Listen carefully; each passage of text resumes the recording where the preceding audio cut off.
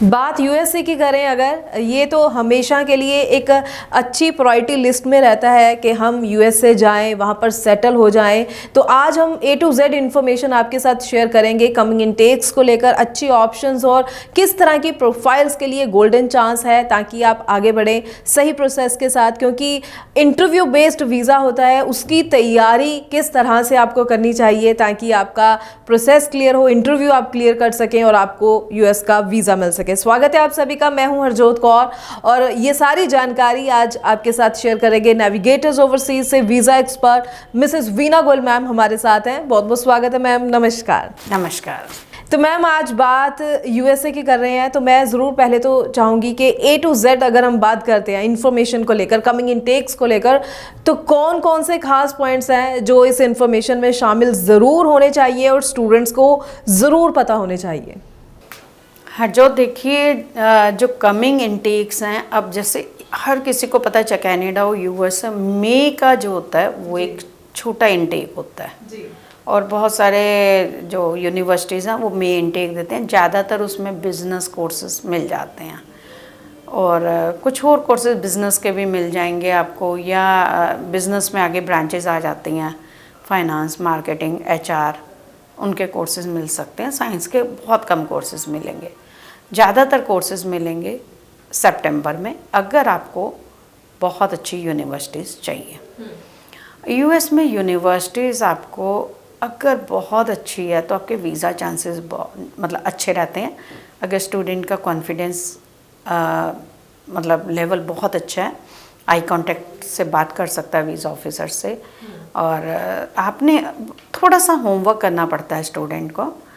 आपने अगर अभी अप्लाई करते हो तो आपको मार्च तक अच्छी जो बड़ी यूनिवर्सिटीज़ हैं उनकी डेडलाइन निकल जाती हैं, तो वो यूनिवर्सिटीज़ के लिए स्टूडेंट को उनके हिसाब से प्रिपेयर करना पड़ता है। जो स्टेटमेंट ऑफ पर्पज़ है बहुत अच्छा होना चाहिए।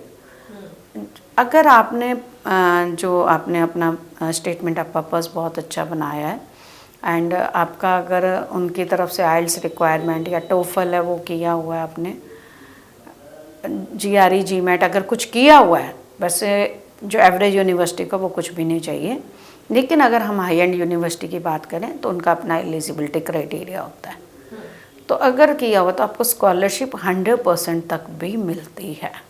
ये सारा मकसद जो होता है इतना काम करने का वो ये है कि बच्चा कितना अच्छा, कितनी अच्छी रिसर्च की है, मतलब कितना इंटेलिजेंट ब्रेन है जो कि वो कंट्री अपने पास बुलाना चाहती है, और वो कहते हैं कि कोई बात नहीं, हम आपकी फ़ीस वेवर करते हैं, आपका स्कॉलरशिप 100% देते हैं।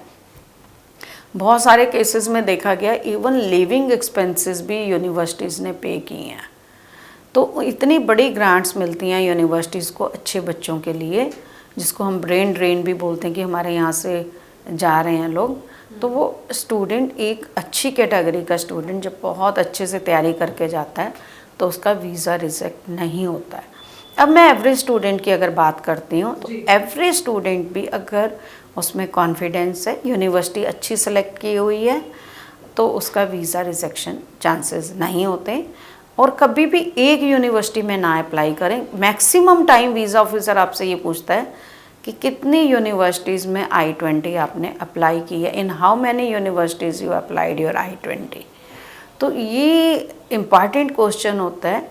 हाँ, एडमिशन प्रोसेस का जो सिस्टम रहता है, आपके सारे डॉक्यूमेंट्स आने के बाद, यूनिवर्सिटी में जाने के बाद आपको एक ऑफ़र लेटर आता है जिसमें ये बोला जाता है इतने फाइनेंशियल डॉक्यूमेंट हमें चाहिए।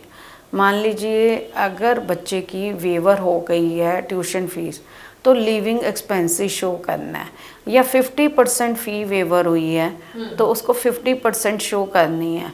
तो 15 लाख हो सकते हैं, 20-25 लाख, डिपेंड करता है उसको स्कॉलरशिप मिली है या नहीं मिली। लेकिन ये जो नहीं है कि आप कोई बहुत 3 महीने पुराने, 2 महीने पुराने, आप 4 दिन पहले डाल के भी स्टेटमेंट दे सकते हो एंड आप अपना उसके बाद आपको I-20 आ जाती है। I-20 आने के बाद सर्विस फीस पे करी जाती है, स्टूडेंट एंड एक्सचेंज विजिटर, जो कि $350 होती है। उसके बाद you can take the appointment for visa. तो अब आप ये देखिए जो कोर्सेज़ हम प्रेफर करते हैं यूएस में, ऑलवेज जो सबसे ज़्यादा रिसर्च हुई अभी तक कि स्टेम कोर्सेज में साइंस, टेक्नोलॉजी, इंजीनियरिंग और मैथ सबसे ज़्यादा बच्चा जो है 78% स्टूडेंट आईटी के कोर्सेज के लिए अप्लाई करते हैं। आईटी में अब साइबर सिक्योरिटी आ गया, डेटा एनालिटिक आ गया, एंड आपका आर्टिफिशियल इंटेलिजेंस है, क्लाउड कंप्यूटिंग है, ये स्पेशलाइज्ड कोर्सेज हो गए। Otherwise master in IT, master in information technology. तो अब आपका इसमें मतलब आईटी में अगर आप रिसर्च करो, आप जॉब वैकेंसीज देखो जाके, आपको पता चल जाएगा कितनी ज़्यादा जॉब वैकेंसीज हैं। इसमें पोस्ट स्टडी वर्क परमिट भी you are getting for 3 years USA में। तो अगर आपको मान लीजिए मास्टर्स करने जा रहे हो, 2 years की मास्टर्स है और पोस्ट स्टडी वर्क परमिट आपको 3 years का मिल रहा है, तो आपके पास 5 साल का वीज़ा तो है ही है। उसमें आप अपनी जॉब अच्छी मिलती है। आईटी वाले बच्चों को अगर आप साइबर सिक्योरिटी की बात करो या आर्टिफिशियल इंटेलिजेंस, पढ़ते पढ़ते ही 2nd या 3rd सेमेस्टर में इनको जॉब ऑफर आने लगते हैं। जॉब मिल गई तो स्टूडेंट को ग्रीन कार्ड इजीली मिल जाता है। ग्रीन कार्ड के बाद सेटलमेंट प्रोसेस है। तो ऐसा मतलब, और पे स्केल जितना यूएस आपको पे कर सकता है, शायद ही कोई कंट्री आईटी में आपको पे कर पाए।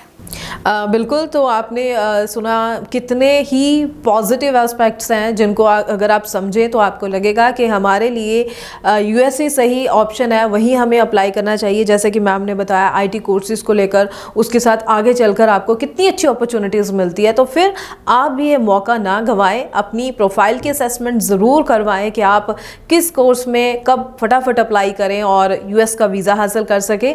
और जानकारी के लिए आप जो नंबर स्क्रीन पर डिस्प्ले है, इस पर कॉल करके भी पूरी जानकारी ज़रूर ले सकते हैं। नेविगेटर ओवरसीज़ के ऑफिस विजिट कर सकते हैं अपने डॉक्यूमेंट्स के साथ, ताकि डॉक्यूमेंट्स की असेसमेंट की जाए और आपको सही ऑप्शंस और सही प्रोसेस गाइड किया जा सके। बहुत बहुत थैंक्स मैम, आज आपने डिटेल में कोर्सेज़ को लेकर, अपॉर्चुनिटीज़ को लेकर स्टूडेंट्स को गाइड किया है। आगे भी हम इसी तरह से स्टूडेंट्स के लिए और इन्फॉर्मेटिव वीडियोज़ लेकर आते रहेंगे। फिलहाल के लिए हमें दीजिए इजाज़त। Thank you so much. Thank you.